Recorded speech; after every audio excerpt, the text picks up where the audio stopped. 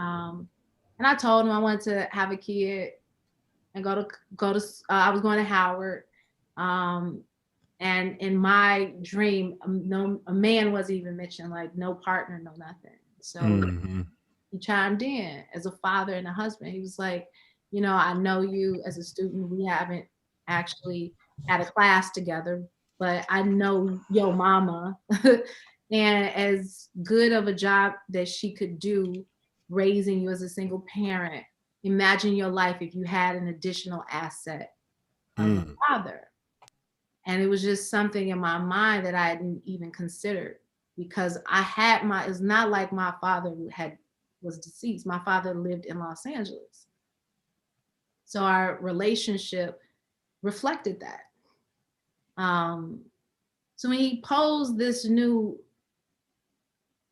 concept of a dual parent household and the value of that structurally, the impact that that would have on me and my life growing up, and it opened my eyes to things that I hadn't seen. And I had my grandfather, but he had also died that year. So I didn't realize the impact that that had on me and the impact that having a presence period of that kind of,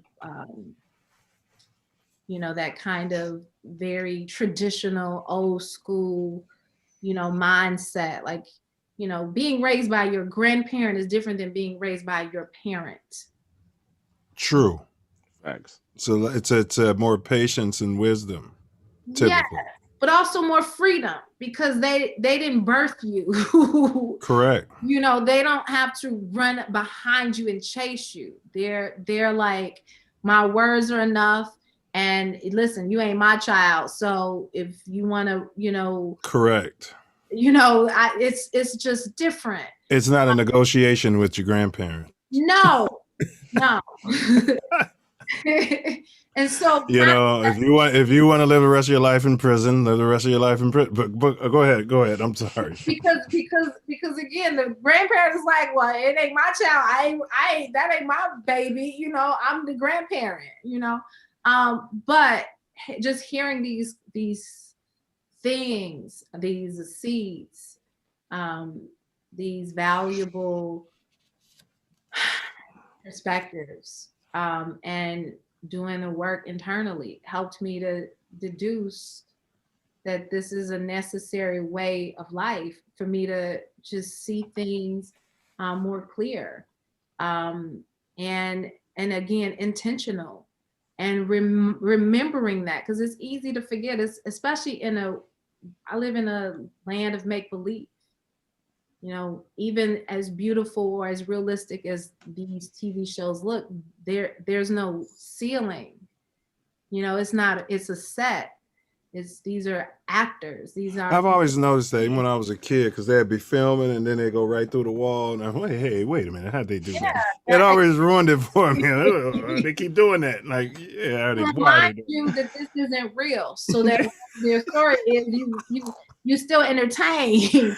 I guess so. Well, yeah, This is for entertainment, and hopefully you get facts. education in the entertainment. That's the beauty. That's the goal. I'll say. Well, I wanted to ask you, your character, um, is she remarried? And then can you say like why they split up, or is that telling the movie? No, no, I did not remarry. She hasn't did not remarry. The love is still there. It's a relationship like most, where in spite of what the papers say, the documents say, the love is still there. Do they have dual citizenship? I mean, what word am I looking for? I've been watching so much MSNBC, man. They got me on the border crying for these kids down there. What is it? Dual custody. Do they have dual custody for the kid? Oh yes. Okay. Well, I don't want to get. You'll I see. know. All right, all right, all right. What did you learn, if anything? I know a lot of thespians say they learn from different roles. So, did you learn anything from this role or the Yeah, process? absolutely. I have to say, when I came to LA, I was adopted by a woman named Tracy Lee, who worked for this family that I used to work for. and she had lost her son to the hands of the Inglewood Police Department. And there was a void that I saw when I met this woman that I had seen showcased back to me through the eyes of Mamie Till, which is Mamie Till Mosley, Emmett Till's mom. Till's mom, Yeah. well as I actually tried to put her, real talk. One of our brothers knows her, one of our old school noobs. I mean, literally wrote the story, had the rights and all that. But I had Oprah involved and everything, but these were years ago. But I literally had her picture in your promo video. But Tori, remember I told you the spooks, the computer was acting crazy. It would not take it, and she's mentioning Mamie. But go ahead, back to Mamie. I hope you didn't lose your train of thought. No, I was saying that you asked me what did I learn, and I was saying that I met these women, Trayvon Martin's mom, Sabrina. I had an opportunity to see something in them that you don't see in a woman who hasn't lost their child. There's no amount of justice that I actually can refill that void that's there. And you can live past that, and you can even thrive past it, but nothing can replace it. And so it taught me to have more even compassion for my godmother, Tracy Lee, and other women who have lost their child to the hands of the police, and reminding myself that although I have not experienced being a mother yet, I can't imagine what a mother has to go through and live through. And who does she turn to? That is a stark reality. Is how does my godmother Tracy trust the police ever again in life? Who does she call if someone is coming through her door? I was not a fan of guns. I had never shot a gun until except for one time, until I got to Strike Back. Strike Back, the show, the TV show. Yeah. My training taught me how to shoot a weapon, assault rifles, and two. I have to include assault rifles as well. And so while I was working on, she's ready for the revolution. Yeah. We'll talk offline. Go ahead. Offline, definitely. Yeah. The military advisor was from Texas and asked me if, he was like, do you own a gun? Is you're a really good shooter? And I was like, no, I'm not a fan. I don't like them.